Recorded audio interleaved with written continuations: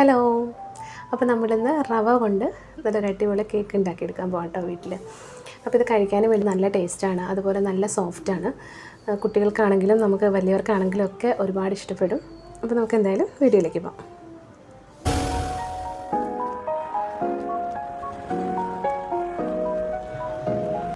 Cake ഉണ്ടാക്കാൻ വേണ്ടിയിട്ട് നമുക്കൊരു ബൗളിലോട്ട് 1 കപ്പ് റവ അങ്ങിട്ട് കൊടുക്കാം. അപ്പോൾ ഇത് മിക്സിയുടെ ചെറിയ ജാറിലൊന്ന് പൊടിച്ചെടുത്തിട്ടുള്ള റവയാണ് കേട്ടോ. എന്നിട്ട് ഇനി നമ്മൾ ചേർത്ത് കൊടുക്കുന്നത് 1/2 കപ്പ് പഞ്ചസാരയാണ്, പൊടിച്ച പഞ്ചസാരയാണ്. പഞ്ചസാര പൊടിച്ചതിൻ്റെ കൂടെ ഒരു 3-4 ഏലക്കയുടെ കുരു ഉണ്ടല്ലോ, നമ്മൾ തൊണ്ട് മാറ്റിയിട്ട് അതിനകത്ത് സീഡ് മാത്രം എടുത്തിട്ട് ഒന്ന് പൊടിച്ച് അതും കൂടിയാണ് ചേർത്ത് കൊടുത്തിട്ടുള്ളത്. പിന്നെ ഒരു 1/2 കപ്പ് സൺഫ്ലവർ ഓയിലും കുറച്ച് ഉപ്പുമാണ് ഇപ്പോൾ ഇട്ട് കൊടുത്തിട്ടുള്ളത്. ഇനി നമുക്കിതിലേക്ക് കുറേശ്ശെ പാൽ ഒഴിച്ച് കൊടുത്തിട്ട് ഒന്ന് മിക്സ് ചെയ്തെടുക്കാം. പാലപ്പോൾ നേരെ ഫ്രിഡ്ജിൽ നിന്ന് എടുത്തിട്ടുള്ള പാലല്ല കേട്ടോ, റൂം ടെമ്പറേച്ചറിലുള്ള പാലാണ് ചേർത്ത് കൊടുക്കുന്നത്. എന്നിട്ട് നന്നായിട്ടൊന്ന് മിക്സ് ചെയ്ത് എടുക്കണം. അപ്പോൾ ഫ്ലേവറിന് വേണ്ടിയിട്ട് ഞാൻ ഏലക്ക പൊടിയാണ് ചേർത്ത് കൊടുത്തത്. നിങ്ങൾക്ക് വാനില എസൻസോ പൈനാപ്പിൾ എസൻസോ ഒക്കെ ചേർത്ത് കൊടുക്കാം കേട്ടോ. ഇനി നമുക്ക് ഈ ബാറ്റർ ഒരു 15 മിനിറ്റ് ഒന്ന് മാറ്റി വയ്ക്കണം. അപ്പോഴേക്കും നമുക്ക് ബാറ്റർ ഒഴിക്കാനുള്ള കേക്ക് ടിന്നൊക്കെ ഇതേപോലെ ഓയിലൊക്കെ ഒന്ന് തടവി റെഡിയാക്കി എടുക്കാം. നമുക്കിതിലേക്ക് ബട്ടർ പേപ്പർ ഒന്ന് വെച്ച് കൊടുക്കേണ്ടതായിട്ടുണ്ട്.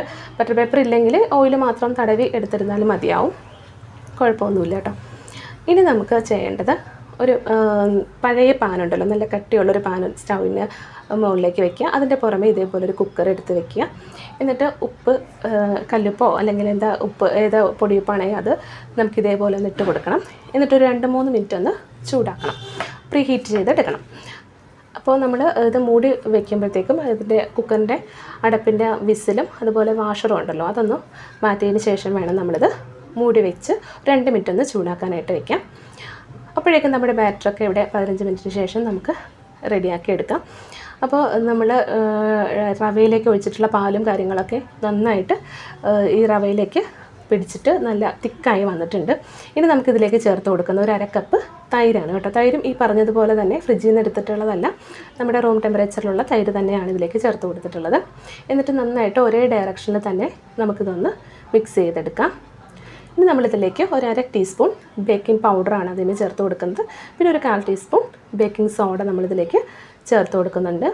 എന്നിട്ട് നന്നായിട്ടൊന്ന് മിക്സ് ചെയ്തെടുക്കാം. അപ്പം നമ്മളിത് ഇളക്കി വരുമ്പോഴത്തേക്കും നമുക്ക് ഈ ബാറ്ററിൻ്റെ പരുവൊന്ന് മനസ്സിലാവും. അപ്പോൾ ഒരുപാട് തിക്കാണെന്ന് തോന്നിക്കഴിഞ്ഞാൽ കുറച്ചുകൂടി പാലൊഴിച്ചിട്ട് നമുക്ക് കറക്റ്റ് പരുവാക്കി എടുക്കാവുന്നേ ഉള്ളൂ. ഈ ഒരു രീതിയിൽ നമുക്ക് ബാറ്റർ കിട്ടണം. ഇനി നമ്മളിതിലേക്ക് ചേർത്ത് കൊടുക്കുന്നത് ടൂട്ടി ഫ്രൂട്ടിയാണ് കേട്ടോ. അതിലേക്ക് കുറച്ച് മൈദയുടെ പൊടിയൊന്ന് ചെറുതായിട്ടൊന്ന് മിക്സ് ചെയ്തിട്ടാണ് നമ്മളിതിലേക്ക് ചേർത്ത് കൊടുക്കുന്നത്. എന്നിട്ട് നമുക്കൊന്ന് മിക്സ് ചെയ്തെടുക്കാം. അപ്പോൾ ടൂട്ടി ഫ്രൂട്ടി ഇല്ലെങ്കിൽ കുഴപ്പമൊന്നുമില്ല, വേണമെന്ന് നിർബന്ധമൊന്നുമില്ല കേട്ടോ. ഇതിപ്പോൾ കാണാനൊരു ഭംഗിക്കും വേണ്ടിയിട്ടാണ് ഞാനത് ചേർത്തത്. പിന്നെ നമ്മൾ കഴിക്കുമ്പോൾ ഇടയ്ക്ക് ഇത് കടിക്കാൻ കിട്ടുന്നതും ഒരു നല്ലൊരു ഇതാണല്ലോ, അപ്പോൾ അതിന് വേണ്ടിയിട്ട് ഞാൻ ചേർത്തന്നേ ഉള്ളൂ. അപ്പോൾ നിർബന്ധമൊന്നുമില്ല കേട്ടോ. ഇനി നമുക്ക് ആ ബാറ്റർ കേക്ക് ടിന്നിലേക്ക് അങ്ങ് ഒഴിച്ചു കൊടുത്തിട്ട് ഒന്ന് തട്ടി ടാപ്പ് ചെയ്ത് കൊടുക്കാം. എയർ ബബിൾസ് ഒക്കെ ഉണ്ടെങ്കിൽ ഒന്ന് പൊക്കിക്കോട്ടെ. അപ്പോൾ നമുക്ക് അങ്ങനെ ചെയ്ത് കൊടുക്കാം. എന്നിട്ട് നമുക്ക് അതിൻ്റെ പുറമേ കൂടി ഈ പറഞ്ഞ ടൂട്ടി ഫ്രൂട്ടി ഒന്ന് ഇട്ട് കൊടുക്കുന്നുണ്ട്. എന്നിട്ട് നമുക്ക് ആ ചൂടായിരിക്കുന്ന കുക്കറിലോട്ട് വെക്കുക. റിങ് വെച്ചിട്ട് വേണം കേട്ടോ വെക്കാൻ വേണ്ടിയിട്ട്.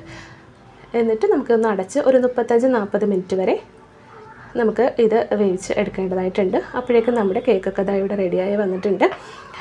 നമ്മളൊക്കെ ഒരു സ്റ്റിക്ക് വെച്ചിട്ട് കുത്തി നോക്കുമ്പോൾ ആ സ്റ്റിക്ക് നല്ല ക്ലീനായിട്ട് വരും.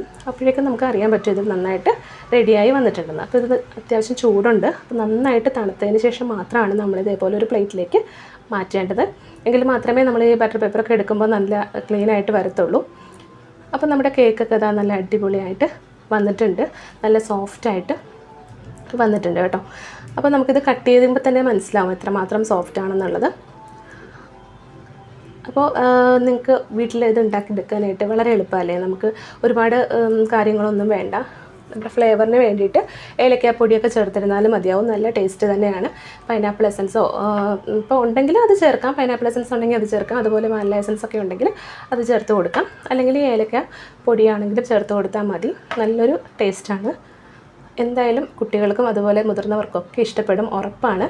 നമ്മൾ പറഞ്ഞിട്ടുള്ള അളവും കാര്യങ്ങളൊക്കെ കൃത്യമായിട്ട് ചേർത്ത് കൊടുത്തിരുന്നാൽ മതിയാവും. നല്ല അടിപൊളി കേക്ക് നമുക്ക് വീട്ടിലുണ്ടാക്കി എടുക്കാൻ പറ്റും. ഒരുപാട് ഡെക്കറേഷനും കാര്യങ്ങളൊന്നും ഇല്ലെങ്കിലും നല്ല ടേസ്റ്റി ആയിട്ട് നമുക്ക് കഴിക്കാൻ പറ്റും. അതിൽ എന്തായാലും ഉറപ്പാണ്. അപ്പോൾ എന്തായാലും ഒന്ന് ഉണ്ടാക്കി നോക്കണം കേട്ടോ, ട്രൈ ചെയ്ത് നോക്കണം. ഇഷ്ടപ്പെടുമെന്നുള്ള കാര്യത്തിൽ യാതൊരുവിധ സംശയമില്ല. ഓക്കെ, അപ്പോൾ വീഡിയോ എല്ലാവർക്കും ഇഷ്ടമായെന്ന് വിചാരിക്കണം. ഇഷ്ടമായെങ്കിൽ ഒന്ന് ലൈക്ക് ചെയ്യാം, ഇഷ്ടമായില്ലെങ്കിൽ ഡിസ്ലൈക്ക് ചെയ്യാം. അതുപോലെ നമ്മുടെ ചാനൽ ഇതേവരെ സബ്സ്ക്രൈബ് ചെയ്യാത്തവരുണ്ടെങ്കിൽ ഒന്ന് സബ്സ്ക്രൈബ് ചെയ്യുക, സപ്പോർട്ട് ചെയ്യുക. Okay, thank